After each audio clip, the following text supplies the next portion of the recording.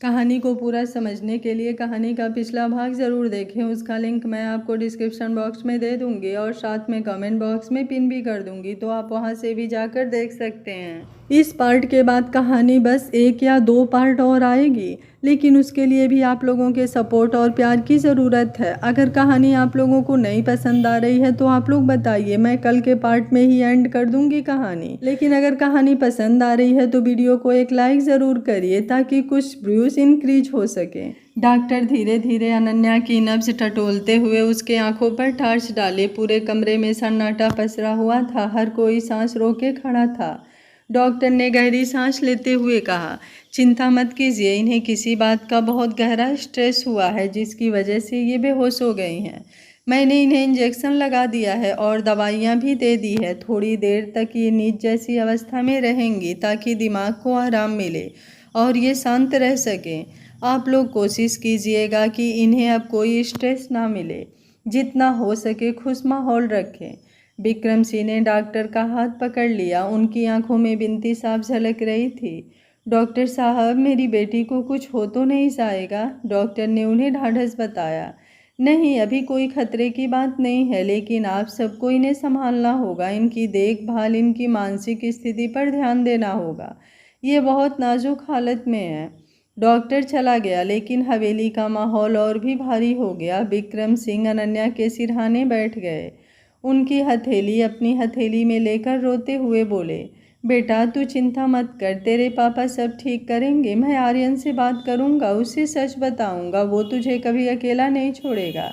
वीरेंद्र जी भी पास बैठे थे, उनकी आंखों में भी आंसू थे, लेकिन उन्होंने विक्रम जी को संभालते हुए कहा, भाई साहब, अभी सबसे ज़रूरी है अनन्या का होश में आना, बाकी बातें बाद में देखी जाएगी।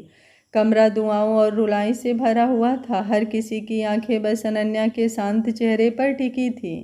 उधर दूसरी ओर आर्यन अपने घर जा चुका था। उसने दरवाज़ा जोर से बंद किया और कमरे में घुसते ही कुर्सी पर धम से गिर पड़ा। उसके सीने में तूफान उठ रहा था, उसके हाथ कांप रहे थे और माथे पर पसीने की बूंदें चमक रही थी। उसने माथा थाम लिया, सिर फटने जैसा दर्द दे रहा था। आंखें बंद करते ही उसके सामने वही दृश्य बार बार घूम रहा था। अनन्या का टूट जाना, उसका पागलों की तरह मंडप तोड़ना, उसकी आंखों में सवाल और आंसू। आर्यन ने खुद से कहा, क्यों क्यों उसका चेहरा मुझे चैन नहीं लेने दे रहा? मैंने तो वही किया जो मुझे करना था, फिर ये बेचैनी क्यों? वो उठकर उधर उधर टहलने लगा। तभी अचानक उसके दिमाग में बिजली सी कौंधी। उसके सामने अपने माता पिता का एक्सीडेंट का दृश्य कौंध गया। चीखे, सून सड़क पर टूटी गाड़ियों के टुकड़े और फिर उसका भाई आदित्य खून से लथपथ टूटी सांसें लेता हुआ। ये दृश्य ऐसा था जिसका उसके दिल पर हमेशा के लिए जख्म छोड़ दिया था। आर्यन ने दोनों हाथों से अपना सिर पकड़ लिया और जोर से चिल्लाया, नहीं, मैं भूल नहीं सकता। मैं एक लड़की की मोहब्बत में कैसे पड़ सकता हूँ जब मैं हर दिन अपने माता पिता की मौत का दर्द जी रहा हूँ, अपने भाई को मौत और ज़िंदगी के बीच तड़पता देख रहा हूँ, तो कैसे भूल जाऊँ मैं वो सब? नहीं, मुझे किसी पर रहम नहीं खाना, किसी पर नहीं। उसकी आंखों में खून उतर आया। उसने दीवार पर घुसा मारा और दरार डाल दी। उसकी सांसें बेकाबू थी। उसने खुद से बुदबुदाया, जैसे मैं तड़प रहा हूँ वैसे ही विक्रम सिंह को भी अपनी बेटी को तड़पते हुए देखना होगा। तभी उन्हें एहसास होगा कि उन्होंने क्या किया मेरे साथ। तभी उन्हें समझ आएगा उस दर्द का जिसने मेरी ज़िंदगी को बर्बाद कर दिया। आर्यन ने कांपते हुए शराब की बोतल उठाई, गिलास में डाली और एक ही सांस में पूरा गटक गया। फिर खिड़की के पास जाकर अंधेरे आसमान की ओर देखा। ये आग, ये नफरत, यही मेरी ज़िंदगी है। मैं अब पीछे नहीं हट सकता। लेकिन अगले ही पल उसकी आंखों के सामने अनन्या का चेहरा फिर से घूम गया। उसकी मासूम आंखें, टूटता हुआ दिल और उसके होठों से निकली सिसकियां। आर्यन ने आंखें कसकर बंद कर ली और सिर झुका लिया। उसकी सांस बारी हो रही थी। दिल और दिमाग के बीच एक युद्ध छिड़ गया था। वो धीरे से फुसफुसाया, अनन्या, क्यों तुम मुझे तोड़ रही हो? मैं नहीं टूट सकता, मुझे मजबूत रहना है। मेरे माता पिता का खून, मेरे भाई की हालत, सब मुझे याद दिलाते हैं कि मुझे सिर्फ बदला लेना है। मोहब्बत मेरे लिए जहर है। आर्यन कुर्सी पर गिर पड़ा, उसका सिर झुक गया और उसकी आंखों में पहली बार बेबसी आंसू भी बह निकले। उस कमरे में जहाँ शराब की गंध और टूटी हुई यादें तैर रही थी, आर्यन अपने ही दर्द और नफरत के कैदी की तरह बैठा था। बाहर से पत्थर, लेकिन अंदर से पूरी तरह बिखरा हुआ। एक तरफ बाप अपनी बेटी की बेहोशी के सामने बिखरा हुआ था और दूसरी तरफ एक बेटा अपने माता पिता और भाई के दर्द से जूझता हुआ अपने दिल को पत्थर बनाने की कोशिश कर रहा था। दोनों जगह आंसू बह रहे थे, दोनों जगह चीखें दबाई जा रही थी और विक्रम जी के जहन में एक ही सवाल तैर रहा था। ये सब गलत फहमियों का खेल था जिसने ज़िंदगी बर्बाद कर दी। श्वेता जी जैसे ही होश में आई, उनकी आंखें बेतहाशा घूमने लगीं। सबसे पहले उनका ध्यान अपनी बेटी की ओर गया जो बेहोशी में पड़ी थी। वो चीखते हुए अनन्या के कमरे की ओर भागे। कमरे में घुसते ही उन्होंने अपनी बेटी को देखा। उसका चेहरा पीला पड़ चुका था, आंसू अभी भी उसके गालों पर जमे थे। ये दृश्य देखकर श्वेता जी का कलेजा जैसे बाहर निकल आया हो। वो अनन्या के पास जाकर उसके सिर को अपनी गोद में रखकर फूट फूट कर रो पड़े। हे भगवान, मेरी बच्ची, मेरी मासूम बच्ची, तेरे साथ इतना बड़ा धोखा कैसे हो गया। उनकी आंखों से आंसुओं की धारा बह रही थी और उनके होठ कांप रहे थे। फिर उनकी नज़र अचानक विक्रम सिंह पर पड़ी। वो चीखते हुए बोले, विक्रम, आपने ही कहा था कि ये लड़का बहुत अच्छा है। आपने ही कहा था कि वो हमारी बेटी के लिए बिल्कुल सही है। तो फिर कैसे उसने मेरी बेटी को बीच मंडप में छोड़ दिया? कैसे उसने मेरी बेटी को इतनी बड़ी तकलीफ दी? आप मेरी बात का जवाब दीजिए। बताइए, आपने क्यों किया ऐसा? बिना जाने बिना परखे आप किसी के हाथ में हमारी बेटी का हाथ कैसे दे सकते थे? देखिए देखिए मेरी बेटी की हालत, वो ज़िंदगी भर ये गम कैसे सहेगी। विक्रम सिंह खुद भी भीतर से टूट रहे थे, पर उन्होंने श्वेता जी को शांत करने की कोशिश की। वो धीरे से उनका हाथ पकड़कर बोले, श्वेता, मैं जानता हूँ कि तुम किस हालत में हो। मैं खुद अपनी बेटी का ये दर्द देखकर जल रहा हूँ, पर मुझ पर भरोसा करो। मैंने जो किया वो सोच समझ कर किया था। मैंने उसकी पूरी छानबीन की थी, पर आज जो हुआ उसका मुझे भी जवाब नहीं मिल रहा है। ये सब अचानक हुआ, जैसे किसी ने आर्यन को हमारे खिलाफ खड़ा कर दिया हो। श्वेता जी ने अपने आंसू पोंछते हुए फिर कहा, नहीं विक्रम, ये सब तुम्हारी गलती है। अगर तुम थोड़ी और गहराई से सब कुछ देखते तो आज मेरी बेटी यूं ना टूटी होती। समाज में हमारी कितनी बेइज्जती हुई है, लोग हमें क्या क्या कहेंगे। उनकी आवाज़ थर्रा रही थी। विक्रम जी ने उनका चेहरा अपने हाथों में लिया और दृढ़ स्वर में बोले, श्वेता, मुझे समाज की कोई चिंता नहीं है, मुझे सिर्फ अपनी बेटी की चिंता है। मैं उसकी आंखों में आंसू नहीं देख सकता। ये सब जो हुआ उसके पीछे कोई बहुत बड़ी साजिश लग रही है। हमने तो उस रात आर्यन के माता पिता और आदित्य को बचाने की ही कोशिश की थी। हम उनके दुश्मन नहीं थे। मुझे पूरा यकीन है कि आर्यन भी उस साजिश का शिकार हुआ है। किसी ने उसके दिल में हमारे खिलाफ जहर घोल दिया है और ये सच मुझे खुद आर्यन से जाकर पूछना होगा। तुम चिंता मत करो, मैं उससे मिलूंगा और सब साफ करूंगा। श्वेता जी ने उनके सीने से लगकर रोते हुए कहा, पर विक्रम, अगर ये सब सच है तो हमारी बेटी का क्या? वो समाज के सामने कैसे सिर उठाएगी? उसकी ज़िंदगी का क्या होगा? विक्रम ने उसके सिर पर हाथ फेरते हुए कहा, उसकी ज़िंदगी मैं फिर से बनाऊंगा श्वेता, चाहे कुछ भी करना पड़े मैं करूंगा, पर पहले मुझे ये जानना होगा कि आर्यन ने ऐसा क्यों किया। इसके बाद विक्रम अपने छोटे भाई वीरेंद्र के पास पहुंचे। वीरेंद्र का चेहरा गुस्से और दर्द से लाल था। विक्रम ने गंभीर आवाज़ में कहा, वीरेंद्र, ऐसे हाथ पर हाथ रखकर बैठने से कुछ नहीं होगा। हमें अब और चुप नहीं रहना है। हमें आर्यन से मिलने जाना होगा। हमें उससे पूछना होगा कि उसके मन में ये जहर किसने डाला। हमें सच जानना ही होगा। वीरेंद्र ने सहमति में सिर हिलाया और कहा, हाँ भैया, अब देर नहीं करनी चाहिए, अभी चलिए मिलते हैं उससे। दोनों भाई तैयार होकर आर्यन के घर की ओर निकल पड़े। उनकी गाड़ियों के टायरों की आवाज़ ने हवेली के सन्नाटे को और गहरा कर दिया। उधर आर्यन अपने घर में बैठा शराब में डूब चुका था। उसकी आंखें लाल थी, हाथ में बियर की बोतल और चेहरा गुस्से और दर्द से जल रहा था। उसने बोतल से लम्बा घूंट भरा और लड़खड़ाते कदमों से अपने भाई आदित्य के कमरे की ओर गया। कमरे में मशीनों की हल्की हल्की बीप की आवाज़ गूंज रही थी। आदित्य बेहोश पड़ा था, उसका चेहरा पीला, पर सांसें अभी भी चल रही थी। आर्यन उसके पास बैठा और बोतल ज़मीन पर पटक दी। उसकी आंखों से आंसू छलक पड़े और वो कांपती आवाज़ में बोला, भैया, जिसने आपकी ये हालत की, जिसने हमारे मम्मी पापा को मुझसे छीना। मैंने उसकी हालत नर्क से भी बदतर बना दी है। मौत इंसान को एक बार मिलती है, लेकिन मैंने उनकी ज़िंदगी को जीते जी मौत बना दिया है। अब वो हर दिन हर पल हजारों मौत मरेंगे। विक्रम सिंह, हाँ भैया विक्रम सिंह, अब अपनी बेटी को हर दिन टूटते हुए देखेगा। यही उसकी असली सज़ा है। वो आदित्य के बेजान हाथों को अपने हाथों में पकड़कर फूट फूट कर रो पड़ा। भैया, मैंने विक्रम सिंह की बेटी से प्यार का नाटक किया। मैं उसे अपने झूठे प्यार के जाल में फंसाता रहा, और जब वो मुझे पूरी तरह से अपना मान बैठी, उसी पल मैंने उसे मंडप में छोड़ दिया, भरी भीड़ के सामने, पूरे समाज के सामने। अब वे लोग कभी इस दर्द को भूल नहीं पाएंगे। मंडप में छोड़ी हुई लड़की को कोई नहीं अपनाता भैया। मैंने उन्हें वही चोट दी है जो हमें लगी थी। आधी रात का सन्नाटा आदित्य के कमरे में अजीब तरह से घुला हुआ था। मशीनों की बीप बीप आवाज़ें ही जीवन का संकेत देती थी। सफ़ेद चादर में लिपटा आदित्य स्थिर पड़ा था, जैसे मौत और ज़िंदगी के डोर के बीच जूझ रहा हो। आर्यन अपने बड़े बड़े कंधों के साथ खिड़की के पास खड़ा था। उसके हाथ में आधी बुझी सिगरेट थी, लेकिन वो बुझी राख ज़मीन पर गिरा कर पैरों से कुचल चुका था। उसकी आंखें गहरी और लाल थी, मानो ना सो पाने की कई रातें और अंदर सुलगते गुस्से की गर्मी एक साथ उनमें भर गई हो। तभी उसने देखा, आदित्य के हाथ की उंगलियां हल्के से हिली। आर्यन की सांस थम गई, उसकी आंखें चौड़ी हो गई और दिल की धड़कन जैसे सीने से बाहर आना चाहती हो। वो तुरंत बिस्तर के पास भागा। नर्स, उसकी भारी आवाज़ ने कमरे की निस्तब्धता चीर दी। कुछ ही सेकंड में दरवाज़ा खुला और सफ़ेद यूनिफॉर्म पहने नर्स अंदर आई। सर, क्या हुआ? आर्यन ने हड़बड़ाकर कहा। उसका हाथ देखो, उसकी उंगलियां हिली है, चेक करो जल्दी। नर्स ने ग्लव्स पहनकर आदित्य की नब्ज देखी, उसके सीने पर स्टेथोस्कोप लगाया और मॉनिटर पर निगाहें दौड़ाई। उसके चेहरे पर आश्चर्य और हल्की राहत का भाव आया। सर, हमें तुरंत डॉक्टर को बुलाना पड़ेगा। लगता है इनकी हालत में पहले से थोड़ा इम्प्रूवमेंट हो रहा है।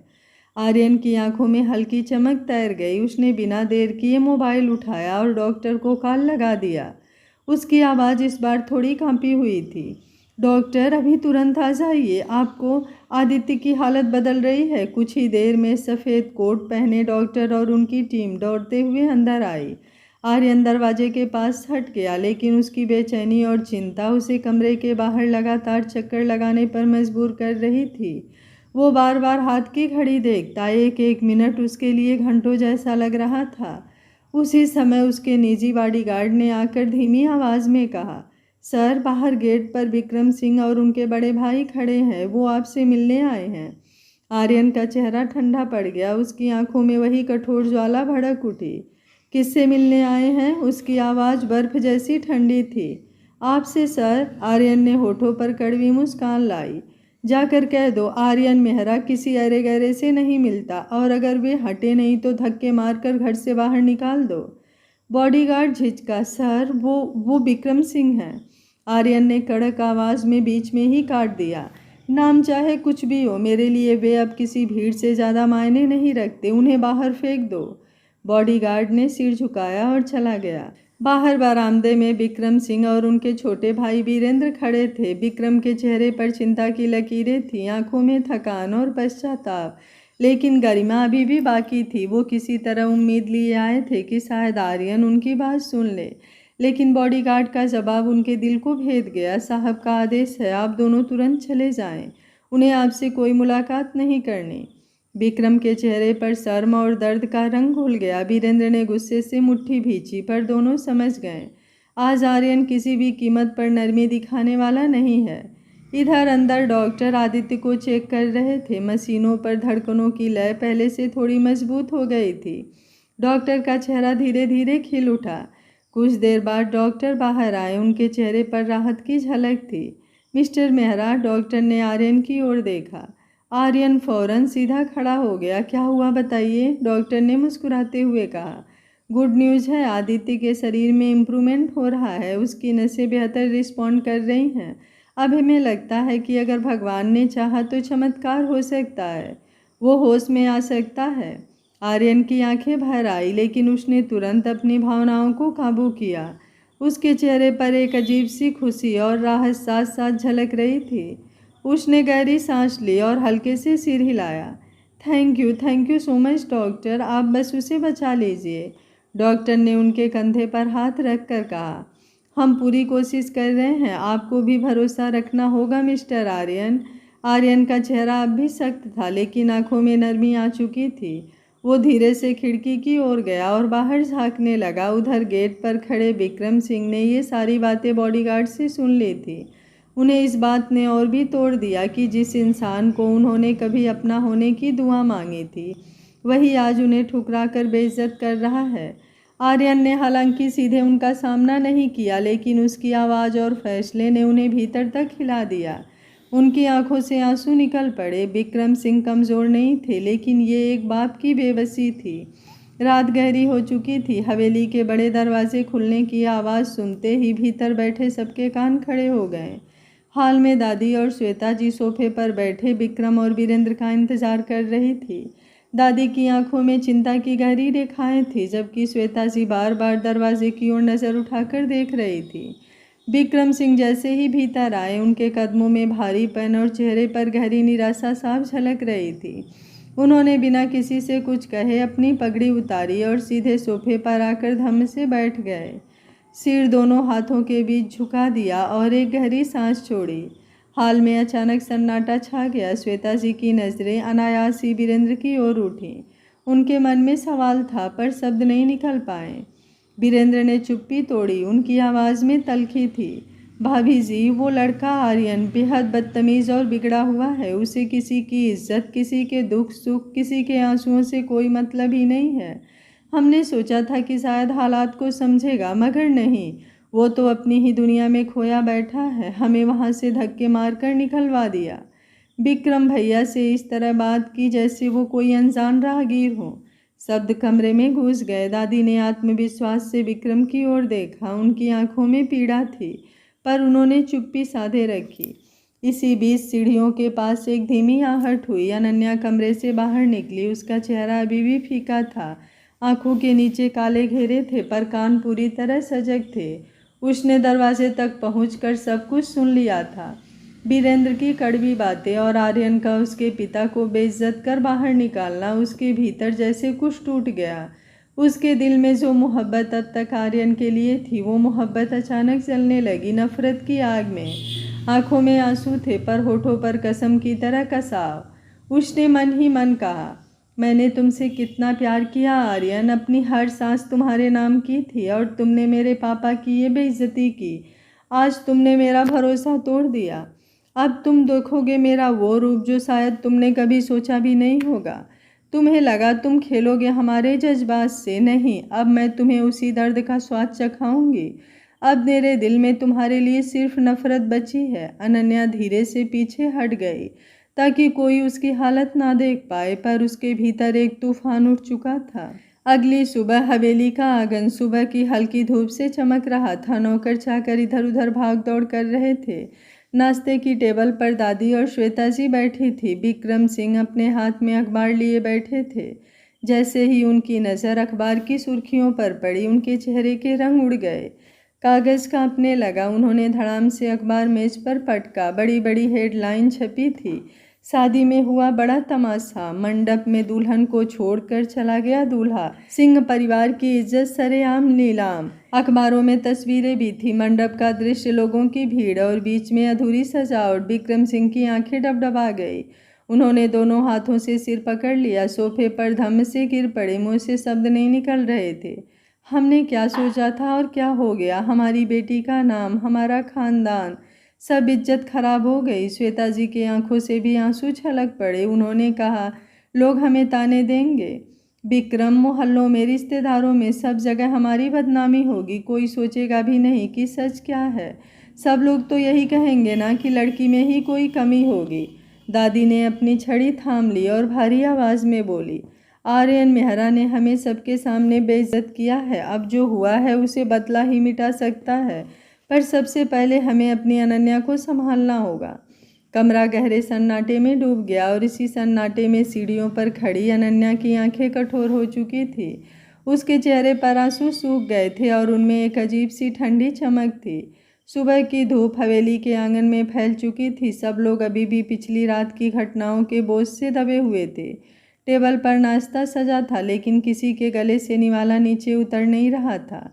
श्वेता जी बार बार प्लेट में पराठे सजाती, फिर उन्हें हाथ भी नहीं लगाती। दादी अखबार को एक तरफ रख चुकी थी और गहरी सोच में डूबी थी। इसी बीच सीढ़ियों से धीरे धीरे कदमों की आहट आई। सबकी नज़रें उस ओर उठी। अनन्या शांति से नीचे आ रही थी। उसके चेहरे पर आंसुओं की थकान नहीं थी, बल्कि एक अजीब सी ठहराव भरी शक्ति थी। वो सीधे टेबल के पास आकर बैठ गई। मम्मी, मुझे नाश्ता चाहिए। उसकी आवाज़ बिल्कुल सामान्य थी, जैसे पिछली रात का तूफान उसके भीतर कहीं दफन हो चुका हो। श्वेता जी ने तुरंत कटोरी में दही और पराठा उसकी प्लेट में रख दिया। वो चुपचाप खाने लगी, हर कौर धीरे धीरे मगर आत्मविश्वास से खाती रही। सब लोग उसे देख रहे थे। किसी को समझ नहीं आ रहा था कि ये वही अनन्या है जो कल रात पागलों की तरह टूट गई थी। नाश्ता खत्म करने के बाद उसने पानी का गिलास उठाया, एक घूंट पिया और फिर सीधे अपने पापा की ओर देखा।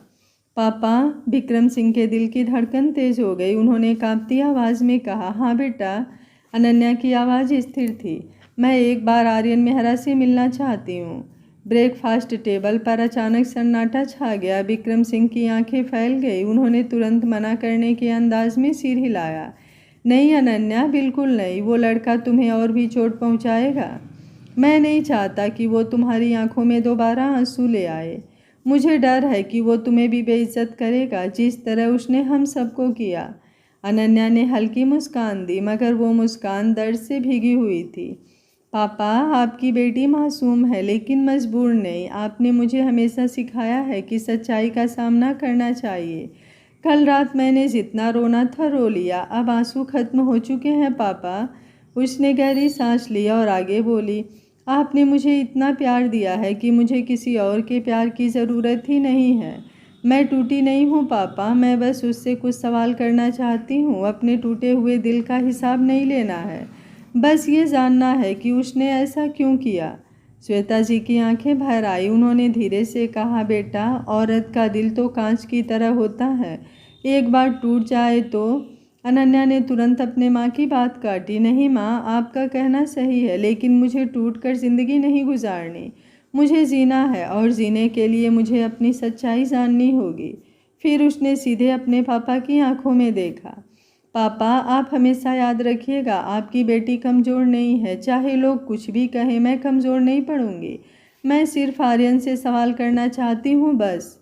विक्रम सिंह का गला भर आया। उसकी आंखों से आंसू निकल पड़े। उन्होंने कांपते हाथों से अनन्या का सिर हिलाया। बेटा, तुम सच में मेरी शेरनी हो, पर तेरा दर्द देखकर मेरा दिल कांप जाता है। मैं तुझे कभी अकेला नहीं छोड़ूंगा। अगर तुझे मिलना है उससे तो मैं तेरे साथ चलूँगा। अनन्या ने सिर झुकाकर कहा, नहीं पापा, मैं अकेले आर्यन से मिलना चाहती हूँ। इस बार आपकी बेटी आंसू लेकर नहीं, सवाल लेकर जाएगी। कमरे में खामोशी छा गई। श्वेता जी ने हाथ जोड़कर भगवान की मूर्ति की ओर देखा, जैसे दुआ मांग रही हो कि उनकी बेटी को हिम्मत बनी रहे। विक्रम अनन्या के सिर पर हाथ रखते हुए बोले, बेटा, मुझे तुम्हारे ऊपर पूरा भरोसा है। तुम जा सकती हो आर्यन से मिलने, लेकिन एक बात का ध्यान रखना बेटा, तुम मेरा गुरूर हो। मेरा गुरूर कभी झुकना नहीं चाहिए। अनन्या की आंखों में आंसू भर आए। वो बोली, पापा, आप मेरी ताकत है, मैं आपका गुरूर कभी नहीं झुकने दूंगी। ये बोलकर वो आर्यन से मिलने के लिए निकल पड़ी। अनन्या गाड़ी चला रही थी। रास्ते पर उसका चेहरा पूरी तरह सख्त और दृढ़ था। आंखों में आक्रोश और होठों पर नियंत्रित ठहराव था। आज वो अकेले ही आर्यन मेहरा से मिलने जा रही थी। रास्ते में वो बीती मुलाकातों की यादों में खो गई। छोटी मुस्कानें, खामोशियाँ, वो हल्की छेड़खानी, लेकिन सब कुछ अब उसकी मानसिक आंखों के सामने उलझा हुआ था। उसके साथ साथ उस रात की याद भी आ रही थी जब आर्यन ने उसके पापा के सामने उसकी बेइज्जती की थी। उस याद ने उसके दिल में आग लगा दी थी। नहीं, मैं अब कमज़ोर नहीं रहूँगी। मुझे हर सवाल का जवाब चाहिए, चाहे उसे देने में उसे कितना भी दर्द हो। उसने अपने आप से कहा। उसके हाथ स्टीयरिंग पर कस गए और गाड़ी की गति में उसके इरादों की ठहराव झलक रहा था। जैसे ही वो कंपनी के सामने पहुंची, उसने देखा कि सब लोग उसे घूर घूर कर देख रहे थे। आज सुबह अखबार में खबर छपी थी, अनन्या और आर्यन मेहरा की शादी, उनका निकट संबंध, और जो कुछ भी हुआ सबके सामने था। लोग शॉकिंग थे और थोड़े उत्सुक भी। अनन्या ने बिना किसी झिझक के गाड़ी पार्क की और बाहर निकली। रिसेप्शनिस्ट ने तुरंत उसकी तरफ देखा और कहा, माफ़ कीजिए मैडम, आपको अपॉइंटमेंट के बिना केबिन में जाना मना है। अनन्या ने बिना रुके कदम बढ़ाए। उसकी आंखों में सख्ती और भीतर की आग साफ झलक रही थी। उसने रिसेप्शनिस्ट की चेतावनी को अनसुना करते हुए सीधे आर्यन के केबिन की ओर बढ़ना जारी रखा। रिसेप्शनिस्ट ने उसकी पीठ पर हाथ रखा, लेकिन अनन्या ने हल्की लेकिन एकदम कड़क आवाज़ में कहा, अपना हाथ पीछे खींच लो, नहीं तो तुम्हारे साथ जो कुछ भी होगा उसकी जिम्मेदार तुम खुद होगी।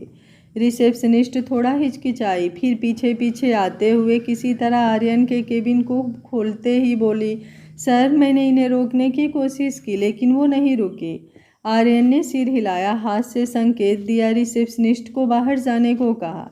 वो खुद अंदर से बेचैन हो रहा था। पिछले कुछ दिनों में वो अनन्या के साथ दिखावा करते करते खुद भी उसके लिए सचमुच प्यार महसूस करने लगा था। उसे ये एहसास खुद को भी डराने लगा था, लेकिन अब वो अपने भीतर के भावों को बाहर आने नहीं दे सकता था। वो अनन्या की ओर देखकर अपनी आंखें झुका लेता है ताकि भीतर की कमजोरी को बेचैनी किसी तरह बाहर ना झलके। अनन्या दरवाजे पर खड़ी थी। उसके चेहरे पर कोई डर नहीं, सिर्फ सवालों का ज्वार और नाराजगी थी। आर्यन ने एक पल के लिए उसकी आंखों में देखा, फिर गंभीर स्वर में कहा, अनन्या, अब तुम यहाँ क्या लेने आई हो? अनन्या ने कदम बढ़ाया। उसकी आवाज़ में कड़कपन था। तुम्हें लगता है कि तुम्हारे पास कुछ ऐसा है जो तुम किसी को दे सकते हो? आर्यन मेहरा होगे तुम नंबर 1 बिजनेस टाइकून, लेकिन इंसानियत तुम्हारे अंदर ज़रा भी नहीं है। मैं यहाँ तुम्हारी पत्नी की हैसियत से नहीं, विक्रम सिंह की बेटी की हैसियत से आई हूँ, और मैं यहाँ हर उस सवाल का जवाब लेने आई हूँ जो मेरे और मेरे परिवार की बेइज्जती से जुड़ा है। मैं यहाँ अपने टूटे हुए दिल का हिसाब लेने नहीं आई हूँ, बल्कि ये जानने आई हूँ कि उस आदमी के दिल में किस तरह का जहर भरा है जो अपनी ताकत का इस्तेमाल एक परिवार को नुकसान पहुँचाने के लिए एक लड़की की इज्जत को सीढ़ी बनाकर करता है। आर्यन की नज़रें झुक गई, फिर भी वो सख्त होते हुए बोला, अनन्या, अपनी ज़बान को लगाम दो। तुम ये भूल रही हो कि तुम किसके सामने बोल रही हो?